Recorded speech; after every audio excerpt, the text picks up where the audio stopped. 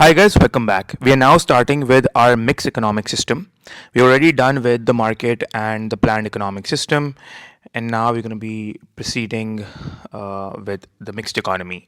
Now, before I proceed, what this mixed economy is, and I think by now you already have a fair idea of what this could be.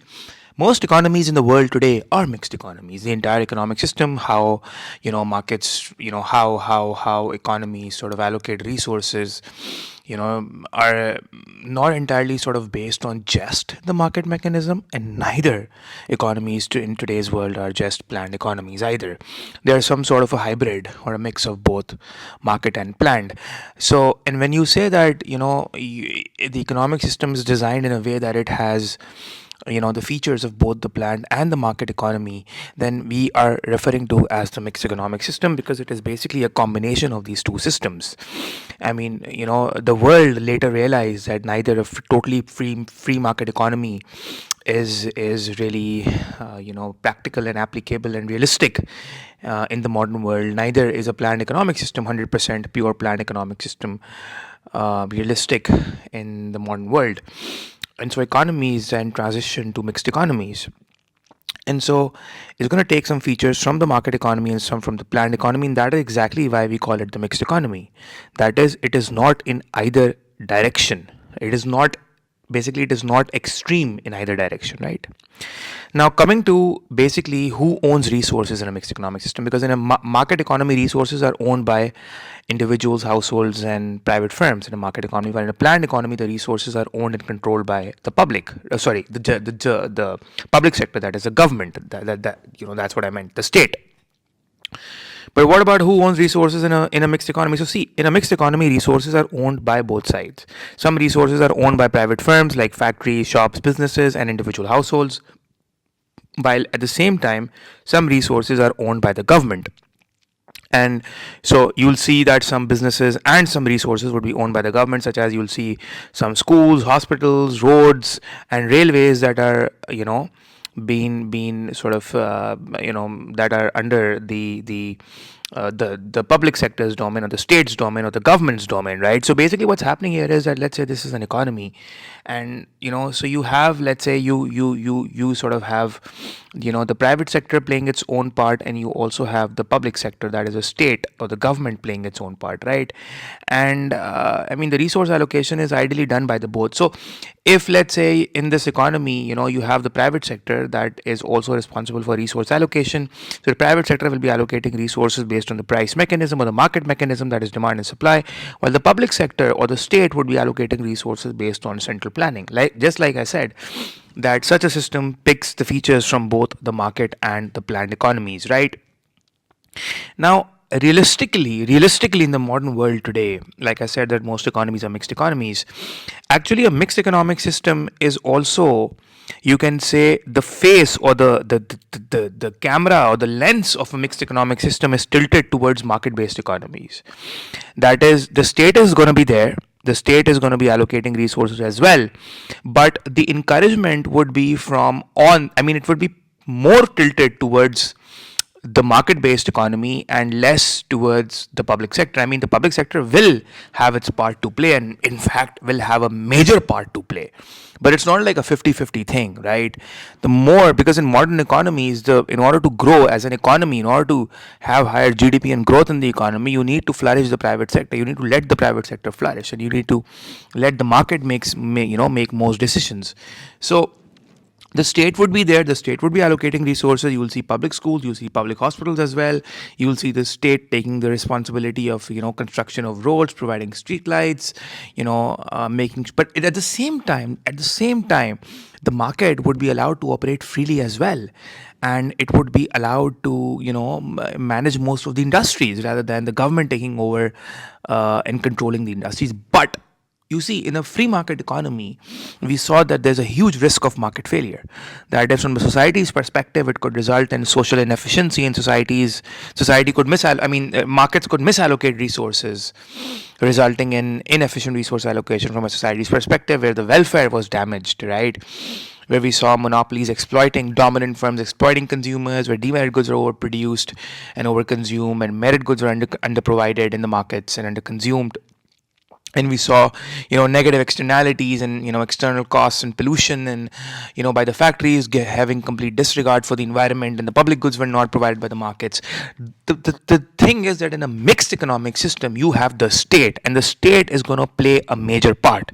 And one of the most important features of a mixed economy is aggressive or active government intervention to regulate that market failure, to regulate market failure, which means that if the free market economic system is going to, or let's say in a mixed economy you have certain industries or certain markets that are operated under the private sector or by the price mechanism where demand and supply allocates resources, so you will have market failure in those industries. It's going to happen to some extent, or maybe in some industries or in some markets by a major extent. But if it's a mixed economic system, the government is there to regulate it or to correct it. The government is there to correct that market failure through active government intervention, right? Through just a second, through active government is there to correct it through active government intervention. The government is going to be there in various forms. It could impose taxes, we'll see that it will give subsidies, it could impose price controls, and we'll see all of these methods in this video, right? So basically the next part is that then what role does prices play, and how would the price of something be determined? Because in a free market economy, prices are determined purely by demand and supply. And if you have a planned economy, or let's say if an industry is operated under the public sector or the state, then the state doesn't really set prices based on demand supply. It sets prices based on what it thinks is right and equitable, so that everyone could have an access to it. So prices in a mixed economy are decided in both ways. As in, for many goods, like if those goods are provided by the private sector, where the market is allocating resources for that particular industry or good, then prices would be set by demand and supply in the market, and through the market forces. But for some goods, the government would still want it to be under its own control, especially goods that are in nature essential public services. Let's say like public transport, or maybe railways, or maybe for some schools and hospitals, the government would also want it to control it. I mean, it would want the private sector to provide education as well, but the government would also want to provide education, so that for the poor people or people with low income groups could have access to education in hospitals and healthcare. So for some important goods, you could say essential public services, like public transport, or the government may be setting prices which might be too low or simply low. But the prices may not be set based on demand supply. I mean, the government might just decide prices based on equity principles of fairness, or the price that everyone could afford, right? Or maybe provide some of the goods just free, or have no price. I mean, provide them at zero price, as in free at the point of use. It's called, the economic term is provide them for free at the point of use. You can write that down, right? So for some essential public services like public transport, or let's say electricity, or the government might take control of those industries, or and set its own prices for them. I mean, the government will control those prices. So I mean, the price mechanism, the prices are decided both by the price mechanism and also through central planning, depending upon which industry is owned and controlled by which sector, either the private sector or the market. It's operated under by the private sector in a free market, or that industry is owned and controlled by the state or the public sector, right? So both the consumers, both the the market demand supply mechanism, or the market mechanism, and the government decides together. I mean, together, not as in they both mutually decide, as in together, as in both are respectively in their own set of domains. And but resource allocation is done both by the markets and the state or the central planners. Both will decide what is to be produced, right? So I mean, and so the thing is that why I mean, and the good part is that I'm going to be discussing these advantages and disadvantages in more detail later on as well. But one of the reasons why in a mixed economic system, The thing is that the advantages, I mean, see, the mixed economy, I mean, the bigger question is that why do economies want to be mixed economies? Or why didn't, countries choose mixed economies? Because you see, a mixed economy acts as a middle ground. Because what mixed economy does is that it sort of, you know, it combines the efficiency of the markets with the government control where needed. Because you see, in a market economic system, we said in a market economic system, or economic or simply if the good is provided by the markets or the market forces, that system is efficient. We know that markets are efficient if they are run independently without government intervention. But then we also said that although they're efficient, but that doesn't mean they're desirable. So they could result in market failures, right? And since in a free market economy there was no government intervention, this market failure could persist, which is a very important justification necessitating government intervention. So that is why this, but then this won't happen in a mixed economy, because in a mixed economy, the government is there to sort of correct this market failure, right? So what we are saying is that since you have a mixed economy, the markets could operate efficiently, and when there's market failure, the government could intervene. So the mixed economy is acting as a middle ground. It tries to combine the efficiency of the markets with government control where needed. So in reality, most economies, most countries avoid two extreme ends of the economic system, and they choose a middle ground, that is a mixed economy, because it's more practical and more realistic. Now, the advantages in a mixed economic system is that merit goods and public goods would be encouraged in a mixed economic system, because you see, in a market economic system, public goods are not provided, but the government is here to provide public goods, so the government will end up providing public goods. Also, as far as merit goods are concerned, merit goods would be produced up to socially optimum levels in a mixed economy. Why? You see, the market always underprovides merit goods because they're underconsumed. So the market also underprovides it. Producers aren't really encouraged to produce so many merit goods because the demand for merit goods is based on consumers' own private benefits rather than social benefits, and they don't really factor in social benefits. They don't factor in positive externalities into account, and they will always demand less of merit goods than what they should based on information failure. We already saw that under the market failure video. But the government could basically encourage the consumption of merit goods by providing subsidies to firms, and subsidies would reduce the firm's cost. They would end up reducing the prices of education and encouraging more consumers, increasing the accessibility to poor people as well through subsidies. Or the government could provide the merit goods themselves, as in you have the public schools as well, because you see, the government is also actively allocating resources. The government could provide education free of cost or at very cheap rates, or simply the government could end up providing information. That is, this is basically called as information provision.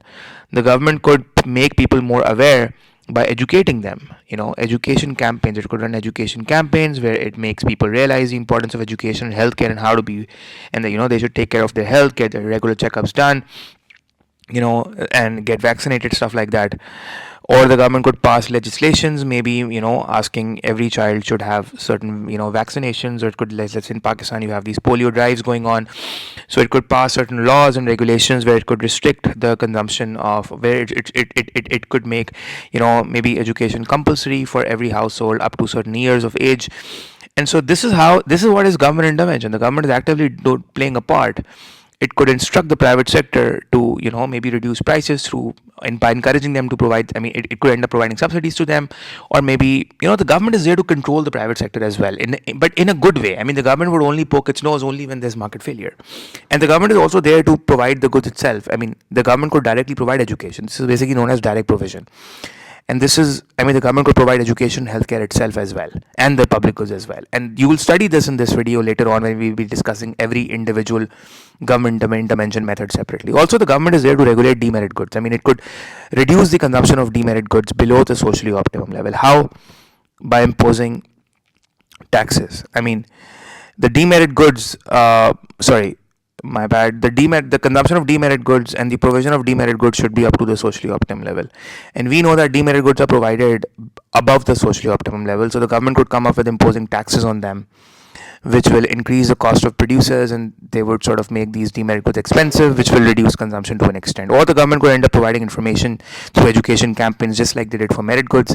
They could probably pass laws which could be banning demerit goods consumption in certain areas, or maybe banning certain types of drugs, or maybe just completely banning alcohol, let's say.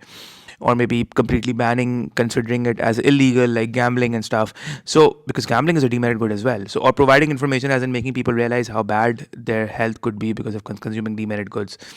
So through active legislation, the government is there. But you see, in a free market economy, when it was a pure free market economy, the government was not doing all these sort of active, aggressive intervention methods, right? And that was causing undesirable outcomes. Although, yes, the free market economic system was efficient, it still is efficient, but then we needed a system whereby we could combine, and hear me out now, hear me out. We needed a system where we could combine the good of both the planned and the market economy. And the good of the market economy was that it's efficient, and the good of the planned economy was that the government had the social welfare objective at mind. And so, mixed economic system combines the elements of both, right?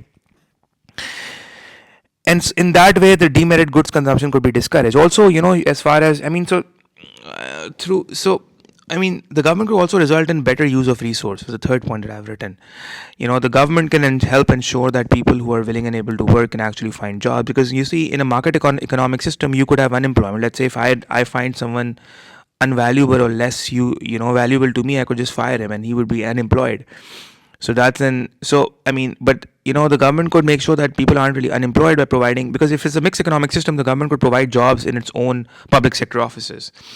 So the government could help ensure people who are willing and able to work can actually end up finding jobs, maybe by employing them, or maybe by making job availability more accessible and more reachable. And this would improve the utilization of resources in an economy. This is how the government could improve utilization of labor resource in the economy, right? And so the government could also result in a more equal distribution of income by making the distribution of income more fairer, right? Fairer, F-A-I-R-E-R. I'm saying by making the distribution of income more equitable or fairer or more fair. Because in a mixed economy, the government could tax the rich. Richer people are often taxed at a higher rate. And this is basically known as progressive taxes. Progressive taxes mean that the more rich you get, the more you are taxed. And the more poor you are, the less you are taxed, or maybe not taxed at all. And that is actually good because it's fair.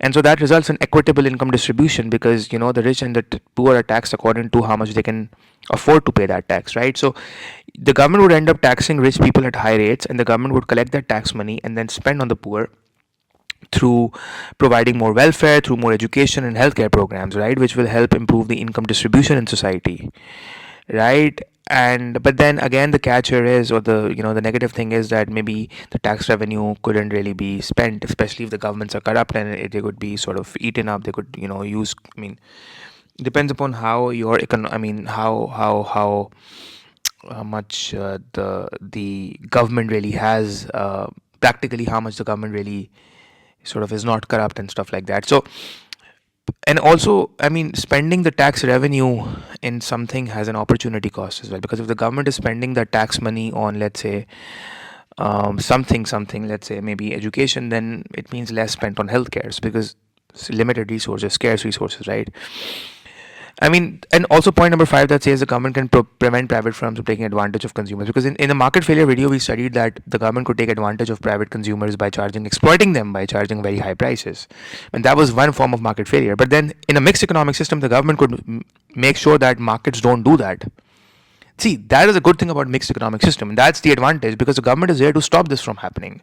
So the government can stop private firms, monopolies and dominant private firms from charging very high prices or exploiting consumers. And they could come up with laws as well, right, that makes exploitation illegal, and the government could severely penalize, impose penalties on those firms breaking laws. And this protects the people from unfair practices, right? Especially some firms could do misleading advertising, right? And that's not good.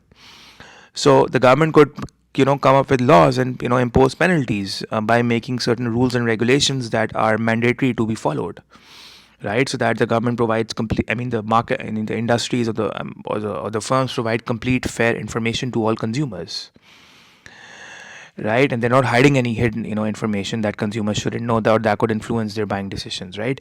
So efficiency from the private sector is also something. So you see, the point number 6, you need to understand that it's not that the government is now controlling everything. The private sector will still respond to demand and supply, because if the private sector See, the private sector means that the private sector allocates resources based on the market mechanism. And when you say that it allocates resources based on the market mechanism, it means that you have a market for something. You have consumers, you have sellers, that is, you have demand and you have supply, and prices are determined based on demand supply. So the private firms still respond to changes in demand supply. So if demand is rising and consumer preferences are favoring something which is in high demand, then resource allocation will move in that direction. Private sector firms would signal private firms to produce more, because it will also signal incentive for them in terms of profitability. So resource allocation will flow to profitable markets and out of declining markets. We have studied all of this, and this keeps businesses more competitive. It encourages efficiency, and it also drives innovation, right? And that is exactly the thing, is that the mixed economy, and that is the beauty of mixed economy, because it combines the efficiency of the market forces. And in an exam, it's often tested that why do mixed economies prefer mixed economies. And we'll see that past paper question in our past paper classes, and you can write this line as it is. Just learn it this way, that mixed economic system combines the efficiency of the market forces with government intervention to reduce market failures, to reduce income inequality, and to correct these market failures. Again, we studied in market failure that there's income inequality.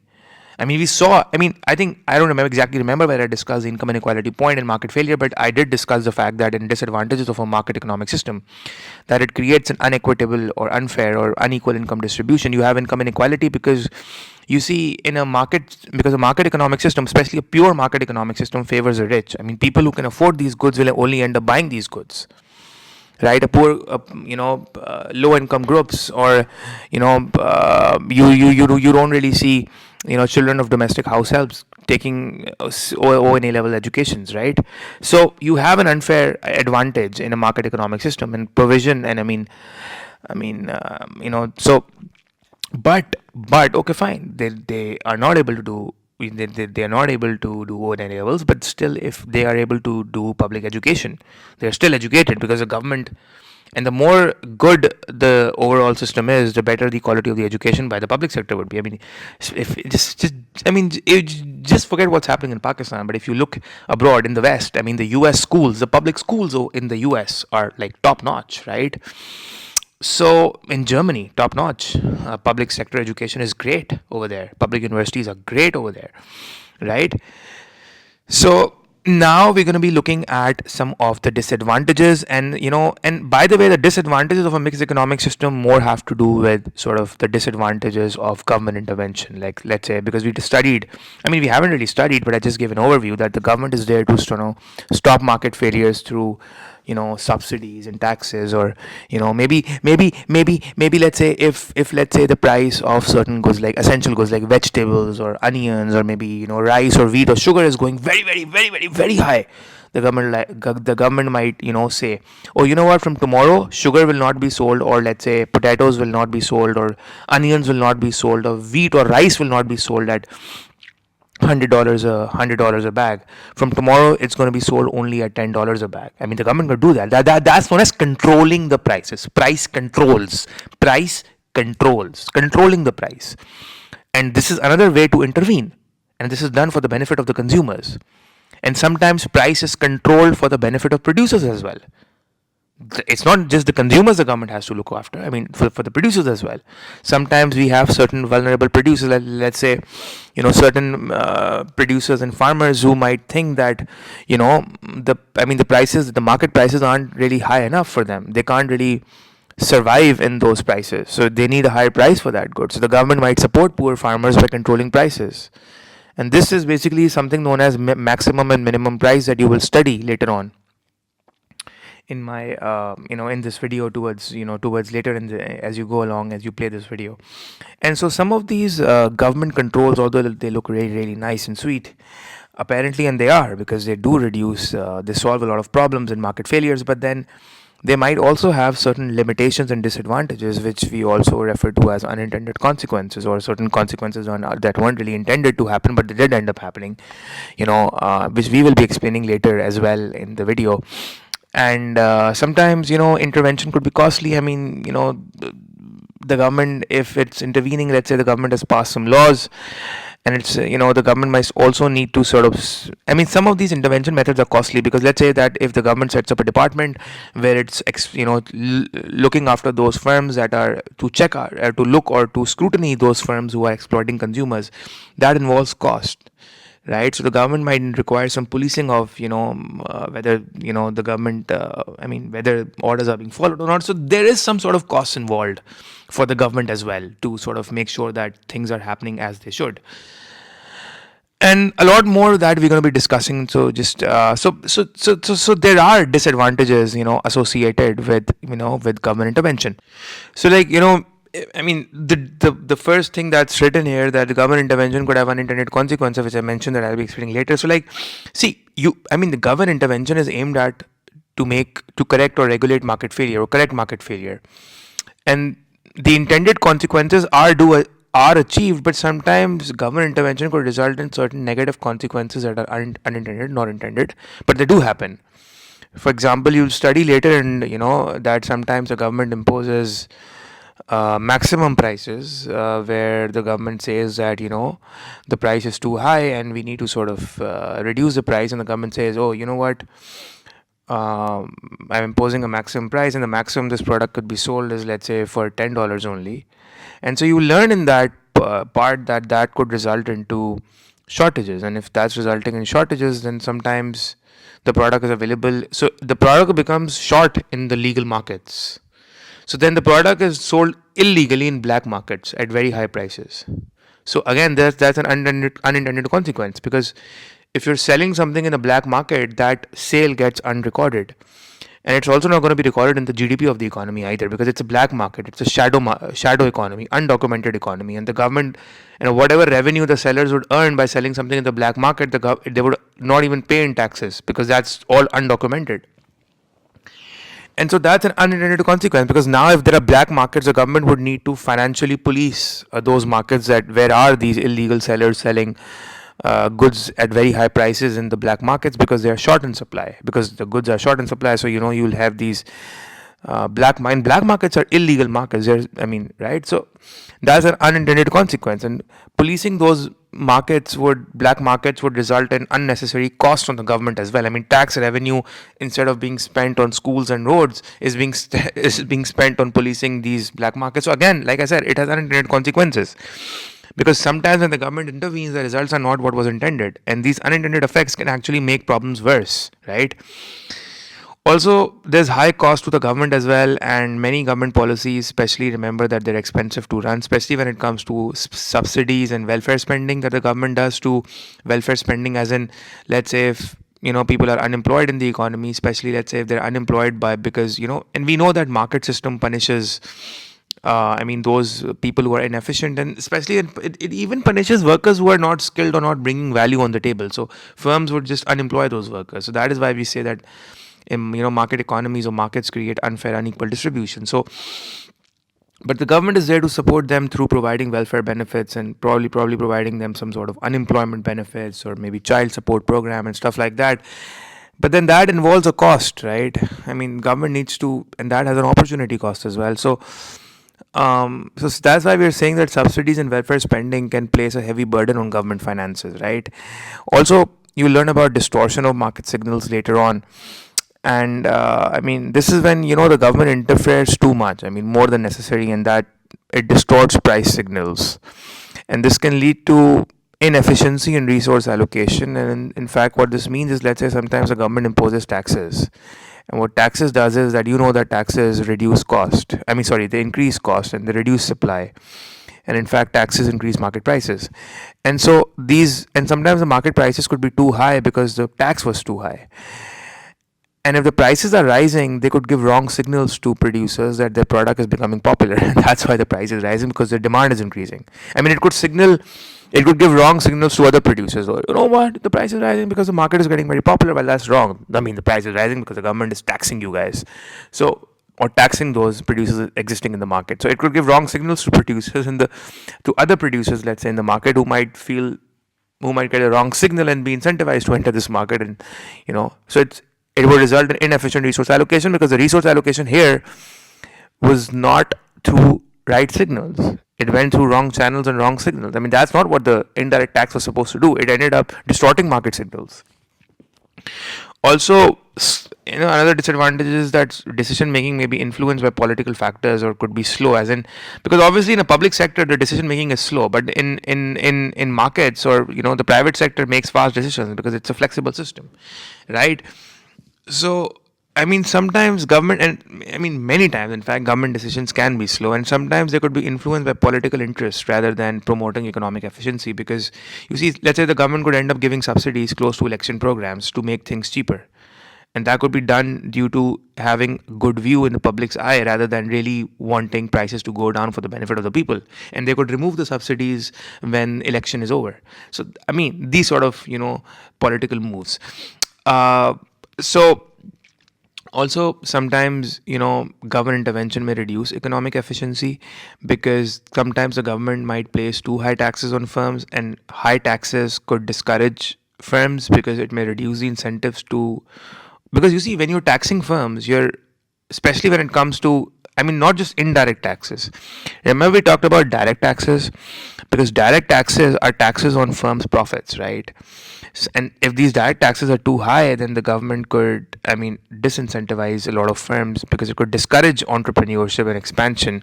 Because if a lot of the taxes are sort of paid to the government, I mean, a lot of profits are taxed away, then, I mean, there's less to reinvest back in the business and expand. So if taxes are, and this is when the taxes get counterproductive. This is exactly the problem here. You see, the government intervention could result in more, the government intervention should result in outcomes that are beneficial in terms of efficiency and the society.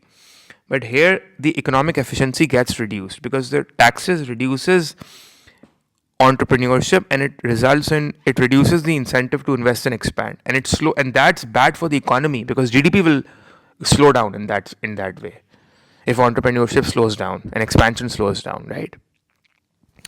And so now we're going to be looking at the different methods of government intervention, but we'll be looking at in the next video, not in this video. We'll first go through price controls.